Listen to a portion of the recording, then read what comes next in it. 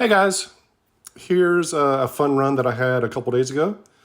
I had just thrown the balls out, was just going to start practicing just running routes. And I figured with this setup, I would just take down the two balls on the right-hand side of the table first. And then I would use the purple ball, the 4, I would cut that to the side and use that to allow me to get the cue ball down table so that I could continue my run.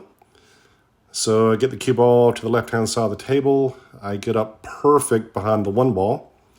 And at that point, I thought, well, I'll just basically shoot a stop shot on the 1, maybe follow it a little bit to take down the red. However, once I walked down behind the shot, I realized the red doesn't really go. I mean, there's a tiny little gap, but I'm really concerned about the 8 ball. So what I finally decided to do was just cheat the pocket as much as I could. I would try to take the red off the 8 ball, and that would allow me the maximum amount of clearance to try to make the red to the corner.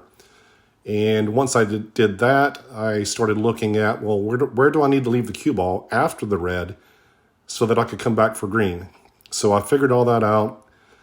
I decided to take the 1 down, drop back just a tiny bit, and I'm reassessing where I want the cue ball for my next shot. So then I try to overcut the red just a tiny bit, and I am able to get it off the 8 ball. Super excited about that, because at that point I realized I was almost definitely going to get out at this point. I line up the shot. You can see me pivot a little bit there, if you know what a pivot is. I can explain that another day. I hit the ball a little too hard here, lose shape. Then I have to pivot right and spin really hard on this shot so that I can kill the cue ball off the rail. That shot goes down, and now it's just make the 8. And just for fun, I pivot again here. And again, we'll talk about that another day. Hope you enjoyed.